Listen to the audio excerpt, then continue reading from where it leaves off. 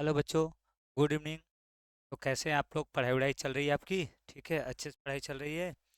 ये कुछ दिन से क्लास नहीं चल पा रहा था। थोड़ा क्या था कि इंटर का क्वेश्चन सॉल्व कराना था, तो उसमें आपका टाइम मैनेज करा था। तो अब से आपका रेगुलर क्लास चलेगा, ठीक है। 11th का देखिए, हम लोग चैप्टर नंबर 8 का अब लेक्चर नंबर 4 पढ़ चुके थे, ठीक है, जिसमें गुरुत्वीय स्थितिज ऊर्जा के बारे में हम लोगों ने पढ़ा था। मतलब गुरुत्वाकर्षण, गुरुत्वीय स्थितिज ऊर्जा, गुरुत्वीय त्वरण, ये सब हम पढ़ चुके हैं। अब हमको लेक्चर नंबर 5 में क्या देखना है? उपग्रह का कक्षीय वेग और कृत्रिम उपग्रह क्या होते हैं। पहले तो हमको ये जानना है कि उपग्रह का कक्षीय वेग क्या होता है, ठीक है, और कृत्रिम उपग्रह क्या होते हैं। कृत्रिम मतलब जो मानव द्वारा बनाए गए ग्रह होते हैं, वो क्या होते हैं उपग्रह, ठीक है। तो पहले हम देखते हैं उपग्रह का कक्षीय वेग क्या होता है, कक्षीय चाल क्या होता है। देखिए, इसमें जो पहला हमारा टॉपिक वो क्या है? उपग्रह का कक्षीय वेग। उपग्रह का कक्षीय वेग या चाल हो सकता है, ठीक है, चाल। चलिए, तो देखिए उपग्रह का कक्षीय वेग, देखिए याद करने के लिए हम पहले मान लेंगे कि माना पृथ्वी की त्रिज्या, ठीक है, माना पृथ्वी की त्रिज्या, पृथ्वी की त्रिज्या, माना पृथ्वी की त्रिज्या कितनी है, देखिए आर ई, द्रव्यमान क्या होगा, देखिए द्रव्यमान यम ई है, ठीक है। देखिए पृथ्वी के तल, पृथ्वी के तल से यच ऊंचाई दूरी पर यम द्रव्यमान, द्रव्यमान का उपग्रह गति कर रहा है, कर रहा है, ठीक है। यम द्रव्यमान का एक उपग्रह है, वो क्या कर रहा है, गति कर रहा है। तो देखिए अब हम क्या करेंगे, देखिए गुरुत्वाकर्षण बल क्या होगा, देखिए गुरुत्वाकर्षण बल एफ ई बराबर क्या रहेगा, देखिए एम ई एम अपान आर ई स्क्वायर, ठीक है, ये आ जाएगा। और दूसरा देखिए क्या रहेगा, अभिकेंद्र बल जो लगेगा, देखिए अभिकेंद्र बल, ये देखिए क्या होगा, यह बराबर क्या होगा, देखिए एम भी क्या होता है, देखिए अभिकेंद्र बल का मान कौन बताएगा, बताइए।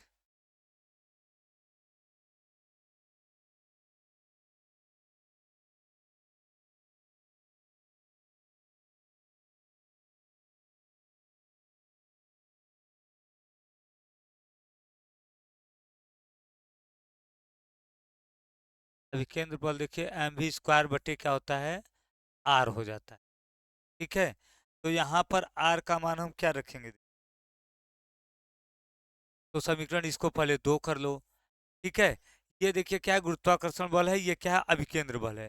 समीकरण 1 व 2 से देखिए, समीकरण 1 व 2 से भैया देख लीजिए क्या आ जाएगा। दोनों को बराबर कर देंगे तो देखिए ये हम उपग्रह का ये मान लेते हैं चाल, ठीक है। तो देखिए एम एम भी जीरो स्क्वायर अपान क्या हो जाएगा, आर इज इक्वल कितना आ जाएगा, देखिए एम ई एम अपान आर ई स्क्वायर। यम से यम क्या हो गया, कैंसिल, यम से यम क्या हो गया, कैंसिल।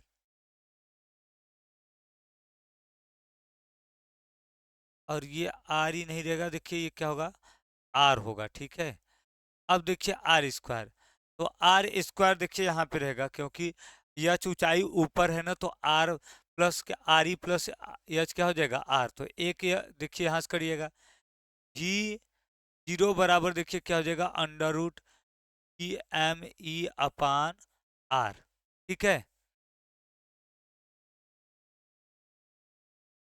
अब देखिए आर बराबर यहाँ पे क्या देखिए, आर बराबर क्या हो जाएगा आर ई प्लस एच होगा, एच ऊंचाई ऊपर है, तो हम देखिए यहाँ पे मान जैसे ही रखेंगे, देखिए ये कितना जगह भी जीरो बराबर under root G M E upon R E plus H. ठीक है, ये मान आ जाएगा। अब हम देखिए इसमें क्या करेंगे, देखिए जी परंतु जी बराबर क्या होता है जी एम ई बटा आर ई, ये होता है। तो यहाँ पर देखिए हमारा जो जी एम ई आएगा, जी एम, ये कितना हो जाएगा जी आर ई, तो हम ये मान यहाँ पे रख देते हैं, देखिए तो भी जीरो, अतः भी जीरो वाले में देखिए जी एम ई की जगह हम क्या रख देंगे आर ई बटे आर ई प्लस एच। ठीक है, ये माना जाएगा आर ई सारे आर,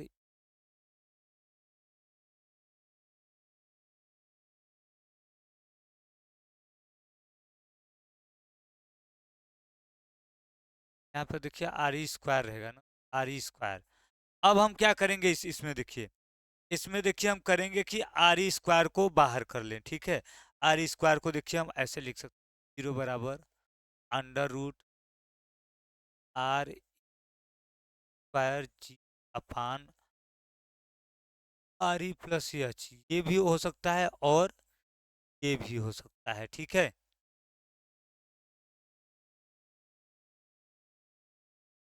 देखिए अब यदि यदि उपग्रह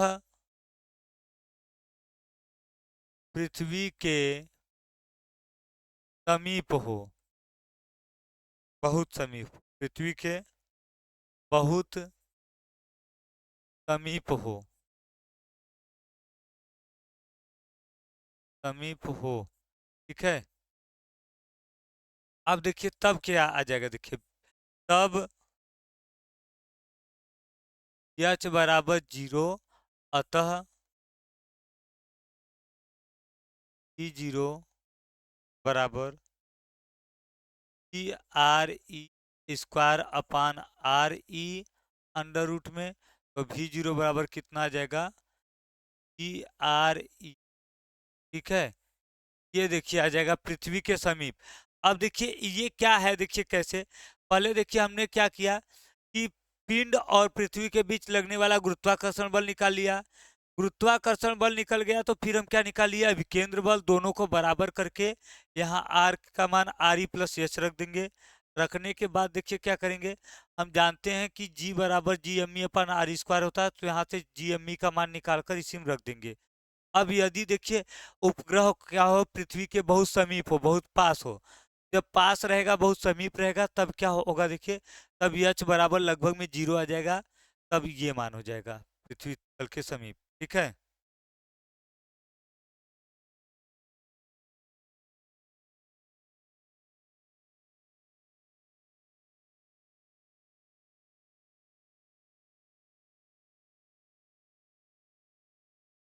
हो गया, ये क्लियर है। चलिए अगला देखते हैं, देखिए अगला क्या है, देखिए परिक्रमण काल। ठीक है, क्या है उपग्रह का परिक्रमण काल। ठीक है, उपग्रह का परिक्रमण काल। ठीक है, उपग्रह का देखिए परिक्रमण काल क्या होगा, उपग्रह का परिक्रमण काल।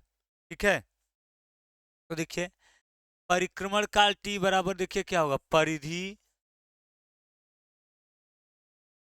बटे क्या आ जाएगा परिधि के बटे, परिधि के बटे देखिए चाल आ जाएगा, कक्षीय चाल।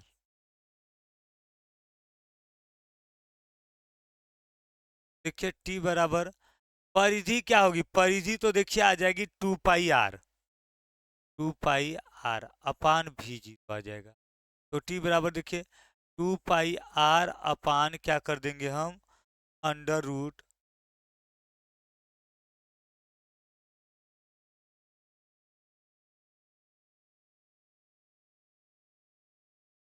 ई एम ई बटे कितना आ जाएगा देखिए आर। ठीक है, आर का मान रख दीजिए दोनों में देखिए।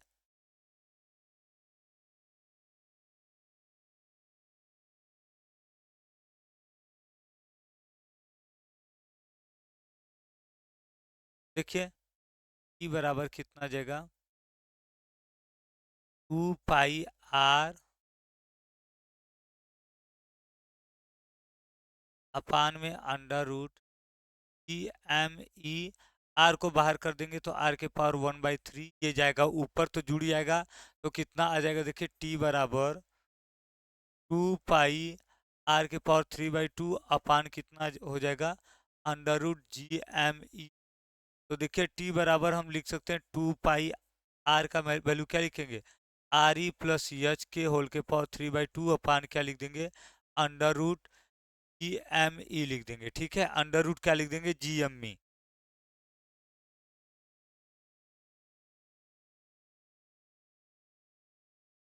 अब देखिए इसको हम ऐसे लिख सकते हैं, टी बराबर 2 पाई को बाहर कर लें, अंडर रूट पूरा में क्या लिख दें देखिए हम, देखिए आर ई प्लस एच के होल के पावर क्या हो जाएगा 3 अपान में जी एम क्या हो जाएगा देखिए जी आर ई स्क्वायर। ठीक है, जी एम ई का मान क्या लिख देंगे देखिए, जी एम ई का मान जी आर ई स्क्वायर, ये भी लिख सकते हैं ये भी लिख सकते हैं। ठीक है, तो देखिए परिक्रमण काल में क्या करना है, परिक्रमण काल समय होता है टी बराबर परिधि मतलब दूरी बटे चाल रख देंगे, चाल का मान यहाँ रखेंगे तो ये आर जाएगा ऊपर, तो आर के पावर क्या हो जाएगा देखिए, यहाँ 1/2 है तो ये आएगा तो 3/2 हो जाएगा। अब देखिए आर की वैल्यू रख देंगे और जी एम ई की वैल्यू भी क्या रख देंगे हम, जी आर ई स्क्वायर। ठीक है, तो ये हो गया देखिए हमारा, ये क्या है देखिए अभी क्या हुआ, हमारा वेग हुआ और परिक्रमण काल हुआ, वेग और परिक्रमण काल। ठीक है,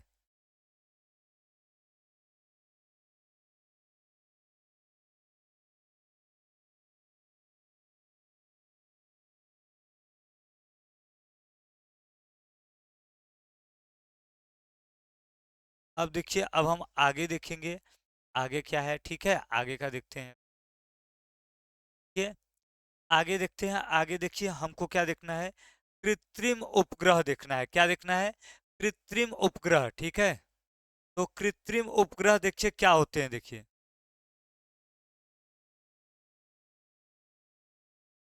कृत्रिम उपग्रह। ठीक है,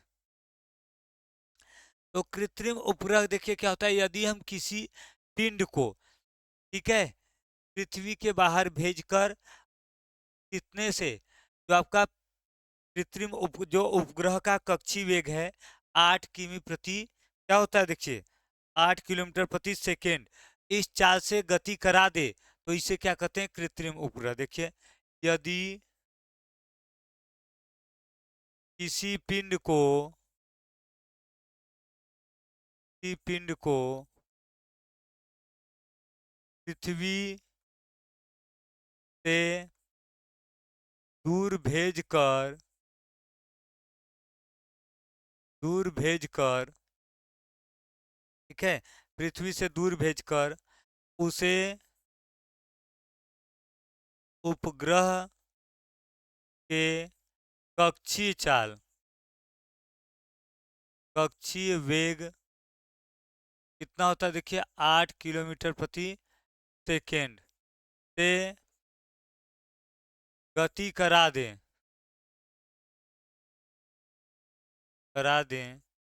तो इसे से पृथ्वी के चारों ओर, ठीक है, से पृथ्वी के चारों ओर, पृथ्वी के चारों ओर, चारों ओर गति करा दें तो इसे कृत्रिम उपग्रह, कृत्रिम उपग्रह कहते हैं। मतलब ये प्रकृति में पहले से उपस्थित नहीं होते हैं, इसे हम भेजते हैं पृथ्वी से कुछ दूरी पर भेजकर, उसे पृथ्वी के चारों ओर क्या करेंगे हम, चक्कर लगवा देंगे। मतलब 8 किमी प्रति घंटा के सेकेंड, 8 किमी प्रति सेकेंड के वेग से उसको क्या करेंगे, घुमा देंगे पृथ्वी के चारों ओर। तो ये उसी कक्षा में घूमता रह जाएगा, और इसे हम क्या कहेंगे, कृत्रिम उपग्रह कहेंगे। ठीक है, क्या कहेंगे, कृत्रिम उपग्रह।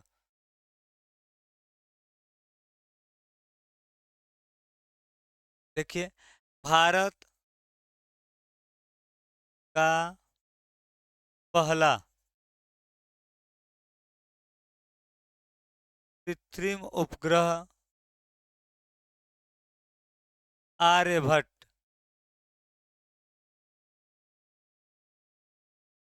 ने 1975 में,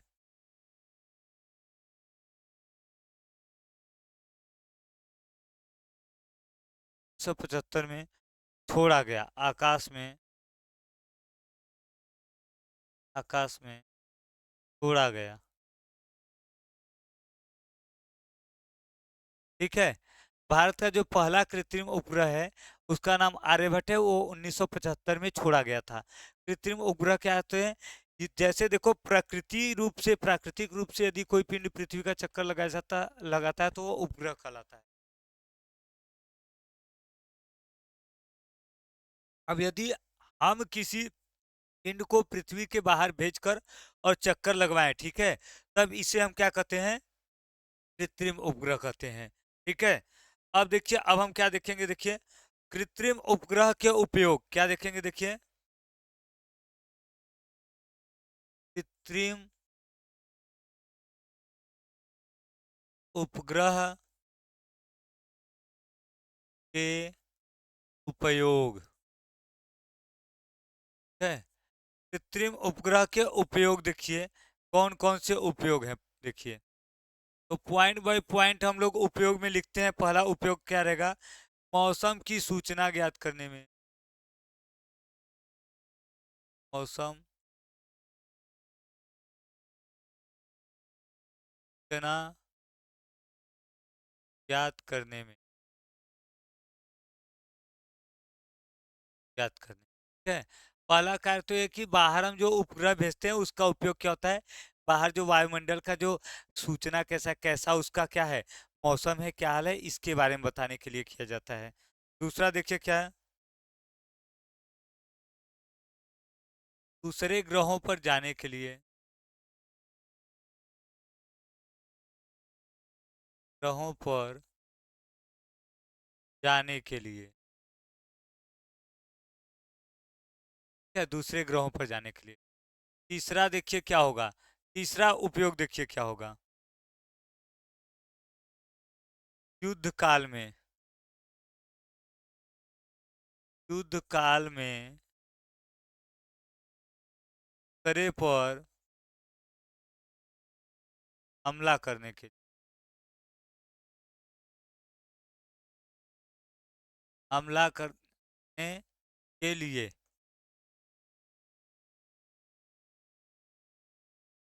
दूसरे पर, दूसरे पर हमला करने के लिए। ठीक है, देखिए युद्ध काल में दूसरे पर जो अगला पार्टी होगा उस पर हमला करने के लिए भी इसका उपयोग कर सकते हैं।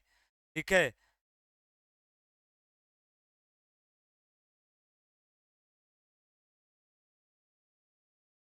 अगला देखिए क्या रहेगा, उल्का पिंडों का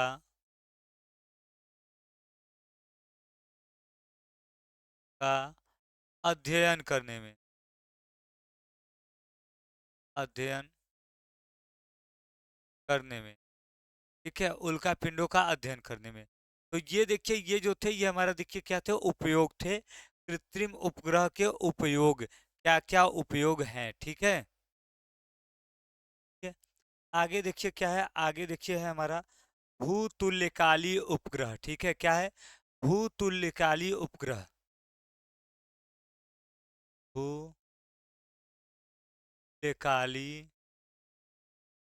उपग्रह, ठीक है। देखिए इसके नाम से ही पता चल रहा है, भू मतलब पृथ्वी, तुल्यकाली मतलब जिसका कि क्या हो, आवर्तकाल पृथ्वी के आवर्तकाल के समान हो, ठीक है। देखिए पृथ्वी का चक्कर लगा रहे उपग्रह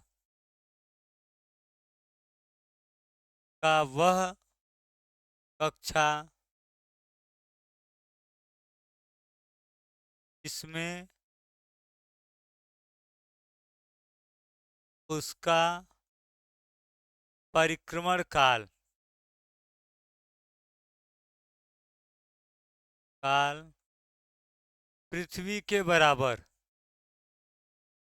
पृथ्वी के बराबर,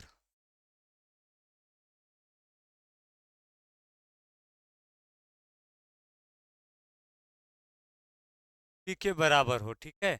उसका जो परिक्रमण काल है, समय लग रहा है, वह किसके बराबर हो, पृथ्वी के बराबर हो। तो इस कक्षा को क्या कहेंगे, भूतुल्यकाली कक्षा। तो इस कक्षा को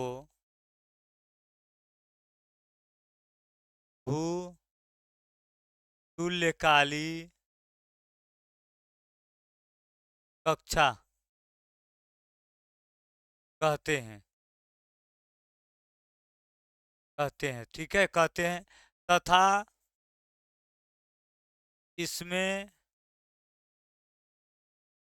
गति कर रहे, गति कर रहे, ठीक है, इसमें गति कर रहे उपग्रह को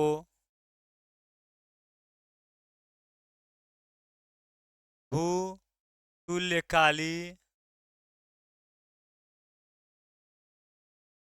उपग्रह कहते हैं,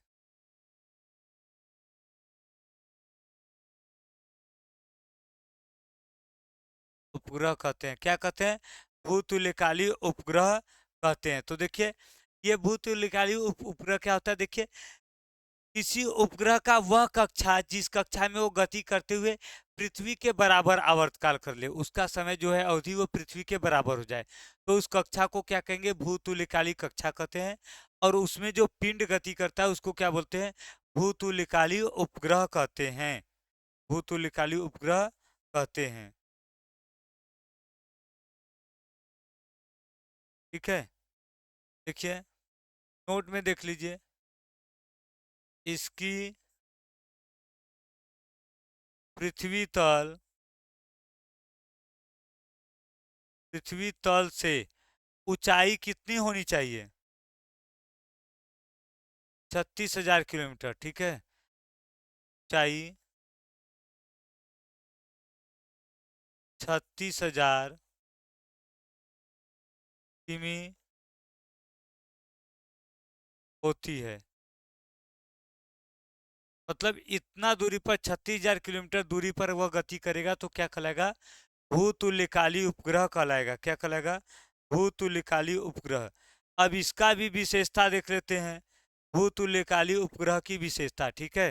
देखिए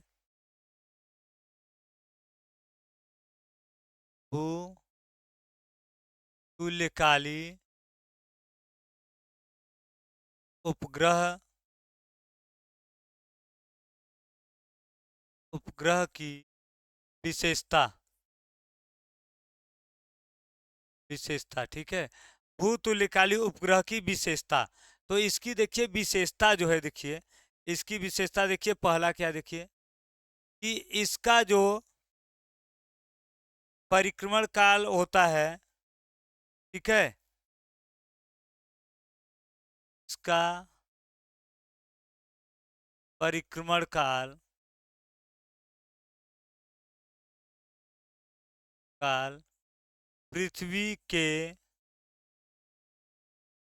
परिक्रमण काल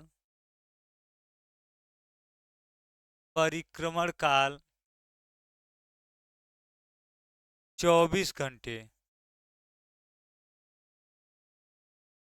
के बराबर। देखिए, 23 घंटे 56 मिनट, ठीक है, 23 घंटे 56 मिनट और 4 सेकेंड होता है। 4 सेकेंड होता है।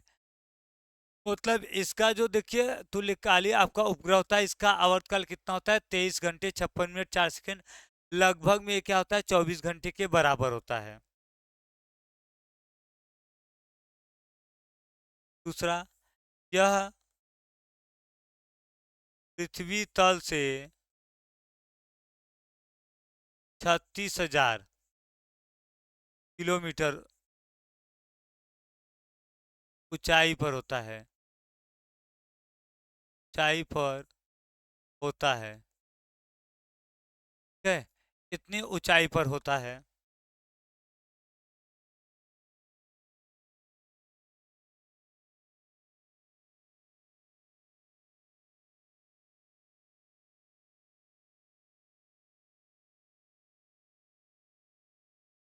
यह देखिए क्या है, यह उपग्रह देखिए अपनी धुरी पर, अपनी अक्ष पर,